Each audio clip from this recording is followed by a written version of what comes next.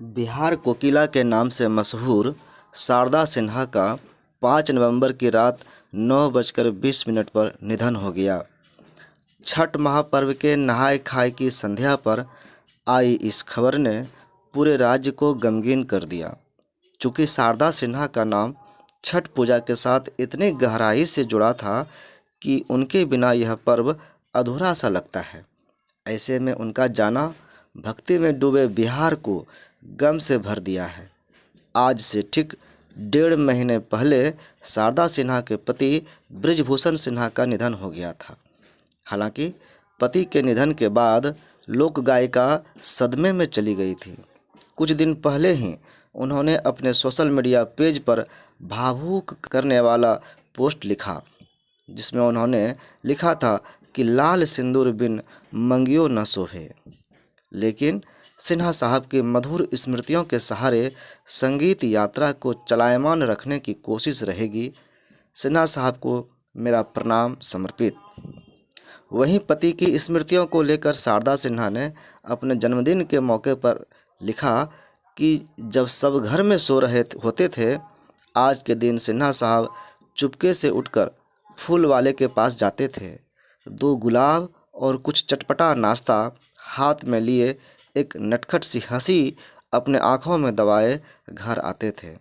बिना आवाज़ किए मेरे सिरहाने में रखी कुर्सी पर बैठकर इंतज़ार करते थे कि कब मैं उठूं और वो मुझे वो 2 गुलाब देकर कहें, जन्मदिन हो आज तुम्हें मुबारक, तुम्हें गुलसितां की कलियां मिले, बहारें न जाएं तुम्हारे चमन से, तुम्हें ज़िंदगी की खुशियां मिले। फिर मैं अर्ध निद्रा में आंखें मलते हुए उठती, उन्हें हाथ जोड़ प्रणाम करती और इससे पहले कि मैं अच्छी शब्दावली का चयन कर उन्हें धन्यवाद कहती, वे अधीर हो पूछ बैठते थे, अरे भाई, आज तो कुछ खास होना चाहिए खाने में। फिर वो चटपटा नाश्ता मेरे ठीक सिरहाने रख कर कहते, हाँ जी, ये सबके लिए है। मैं उनके स्वास्थ्य का ध्यान रखने के हिसाब से उन्हें मना करती, मत खाइए ये सब, तबीयत खराब हो जाएगी। अरे छोड़ो जी, मस्ती में रहो कहकर चल देते। आगे शारदा सिन्हा ने लिखा कि बिना सिन्हा साहब के ये दिन सूल सा गड़ता है मुझे। बेटे अंशुमन की माँ ने तो उनकी माँ पिता के निधन के बाद काफ़ी निराश रहने लगी थी। शायद उनके अंदर से जीने की ललक खत्म हो गई थी।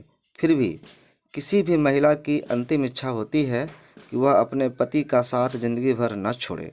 शारदा सिन्हा ने भी अपनी अंतिम इच्छा अपने बेटे अंशुमन सिन्हा के साथ शेयर की थी।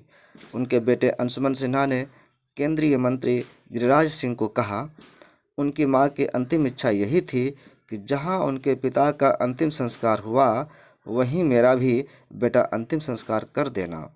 मेरी इच्छा सुहागन बनकर ही इस दुनिया से जाने की थी, लेकिन वो हो नहीं सका, इसलिए मेरा भी अंतिम संस्कार वहीं करना जहां अपने पिता का किया था।